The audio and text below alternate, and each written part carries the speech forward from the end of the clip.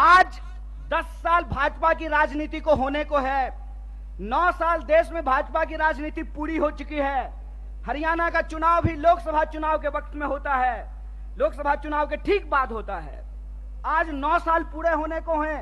मैं सवाल आपसे पूछता हूं, और मैं बाहर से आकर के आपको यह बात समझाने वाला नहीं हूं। आपको यह बात अपने सीने पे हाथ रख करके समझना पड़ेगा कि भाजपा यहां आकर के कौन सी राजनीति की शुरुआत की। भाजपा यहां आकर के 35 बिरादरी और 36 बिरादरी करना शुरू किया कि नहीं किया? हाथ उठा करके बताइए, किया कि नहीं किया? किया ना। तो मैं नड्डा से एक सवाल पूछना चाहता हूं, मैं देश के प्रधानमंत्री से एक सवाल पूछना चाहता हूं, मैं जय शाह के पप्पा से एक सवाल पूछना चाहता हूं कि दुष्यंत चौटाला को बगल वाली कुर्सी पर बिठा करके कौन सा 35 बिरादरी 36 बिरादरी कर रहे हो बे? कौन सी 36 बिरादरी 35 बिरादरी कर रहे हो?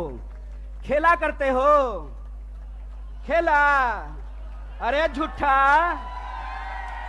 बेईमानी करते हो। मैं आपसे कहता हूं, और आप सोच करके इस बात को बताइए, जहां धर्म होगा वहां हिंदू मुसलमान करेंगे, और जहां मुसलमान नहीं होगा वहां 35 बिरादरी 36 बिरादरी करेंगे। यह मन में आप सोचिए और विचार कीजिए। अगर मैं गलत हूं, निकालो रस्सी, लगाओ फांसी पे।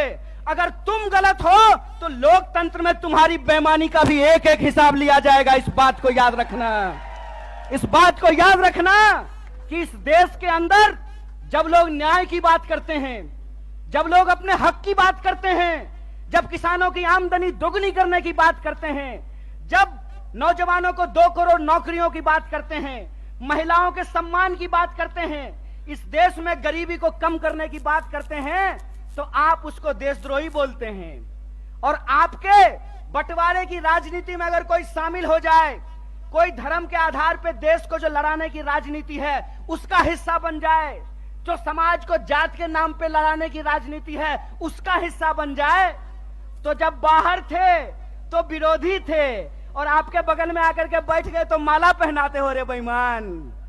अरे कौन सा ऐसा वॉशिंग मशीन है रे कि जब कांग्रेस में रहता है तो चोर होता है और तुम्हारा पार्टी में जाकर के ईमानदार हो जाता है रे झूठा। देश को ठगते हो, देश को ठग के बेईमानी करते हो। तो हमको एक सवाल का जवाब दीजिए। ये 35 बिरादरी 36 बिरादरी कहते हैं और नारा लगाते हैं सबका साथ सबका विकास। अगर सबका साथ सबका विकास नारा है तो हरियाणा में 35 बिरादरी 36 बिरादरी कौन कर रहा है? भाजपा इस सवाल का जवाब दे। ये सवाल मैं पूछना चाहता हूं, और मैं ये सवाल पूछना चाहता हूं कि हरियाणा के इस तरफ पानीपत में, सोनीपत में 35 बिरादरी 36 बिरादरी, यमुना जी के उस पार 35 बिरादरी 36 बिरादरी नहीं।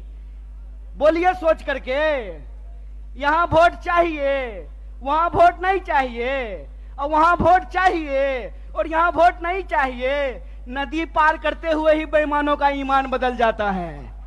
यमुना के पार अलग राजनीति बागपत में, यमुना के इस पार सोनीपत में अलग राजनीति। इस खेल को हरियाणा के लोगों को समझना पड़ेगा, इस खेल को जींद के लोगों को समझना पड़ेगा। और याद रखिएगा, जब जब नींद से उठता है जींद, तब तब आती है हरियाणा में बदलाव और हरियाणा में आती है क्रांति। इसीलिए मैं आपसे आग्रह करने के लिए आया हूं कि आपको समझना पड़ेगा कि देश के भीतर जो सच्चाई है वो हकीकत हमको अपनी आंखों से देखना पड़ेगा। क्या नारा लगाए थे? बहुत हुआ महंगाई का मार, अब की बार मोदी सरकार। तो सिलेंडर 1200 रुपया में इनका चचा बेच रहा है।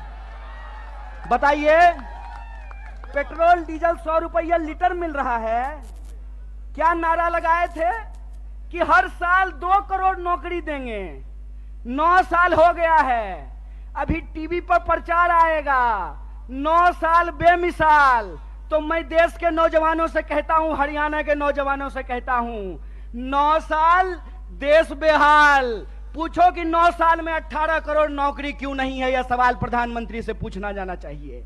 और आपने कहा था ना कि किसानों की आमदनी हम दुगनी कर देंगे। किसानों को 1 साल तक इस दिल्ली के बॉर्डर पे जाकर के आंदोलन करना पड़ा था। सैकड़ों किसानों को अपनी जान गंवानी पड़ी थी। और ये जिसका जिसका नाम लेते हैं ना, उसके उसके साथ बेईमानी करते हैं। 9 साल दोस्त बेमिसाल, 9 साल देश बेहाल। यह सच्चाई देश के लोगों को समझना पड़ेगा। पहले किसानों को ठगा, फिर जवानों को ठगा। बोलिए, अग्निवीर आया है कि नहीं आया है? आया है ना? तो एमपी बनेगा 4 साल के लिए, एमपी बनेगा 5 साल के लिए, अग्नि बनेगा 4 साल के लिए। बोलिए, बेईमानी है कि नहीं है? है ना? तो आप जींद के लोग हैं ना, कड़कड़ा के बोलिए बेईमान को बेईमान, चोर को चोर बोलिए, बेईमान को बेईमान बोलिए। हमारा लोकतंत्र का अधिकार, ये हमारा ईमान है कि बेईमान को बेईमान बोलेंगे। अगर प्रधानमंत्री 5 साल का हो सकता है तो सिपाही 4 साल के लिए क्यों होगा? अगर एमपी को पेंशन मिल सकता है तो बेल्ट की नौकरी करने वाला कांस्टेबल को पेंशन क्यों नहीं मिलेगा? ये सवाल पूछिए।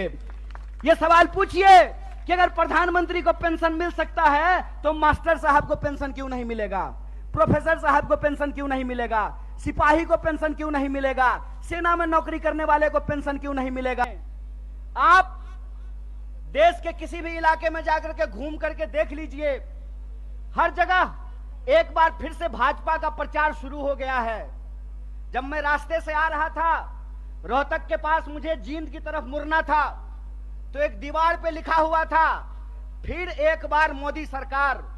मैंने अपने दोस्त को कहा, भाई गाड़ी रोक, मार्कर से इसके बगल में लिख देता हूं जहां लिखा हुआ है फिर एक बार मोदी सरकार। पहले 15 लाख ला, फिर तेरी सरकार आने की बात होगी। पहले तू हर साल 2 करोड़ नौकरी दे, फिर तेरी सरकार आने की बात होगी। पहले तू किसानों की आमदनी दुगनी कर, फिर तेरी सरकार आने की बात होगी। पहले तू हरियाणा, जिसको बेरोजगारी में तू 1 नंबर बना दिया है, यहां रोजगार में 1 नंबर हरियाणा को बना, फिर तेरी जो है सरकार आने की बात होगी। 5 किलो चावल पे खुश मत होना मेरे दोस्तों।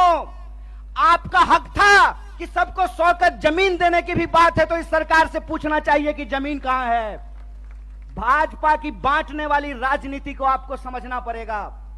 आपको यह समझना पड़ेगा कि भाजपा की राजनीति नफरत पे चलती है, भाजपा की राजनीति बेईमानी पे चलती है, भाजपा की राजनीति लोगों को आपस में लड़ा करके लूटने पे चलती है।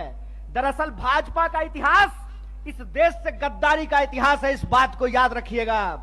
इस बात को याद रखिएगा कि भारतीय राष्ट्रीय कांग्रेस महात्मा गांधी की पार्टी है जो हंसते हंसते अपने सीने पे गोली खा लिए थे, और भाजपा का इतिहास नाथूराम गोडसे का इतिहास है। इस बात को याद रखिएगा। और इसीलिए मैं आपको कहता हूं कि जिस तरीके से अंग्रेज हमारे साथ करते थे, फूट डालो और राज करो, उसी तरह से भाजपा आज कर रही है, फूट डाल रही है और इस देश पे राज कर रही है।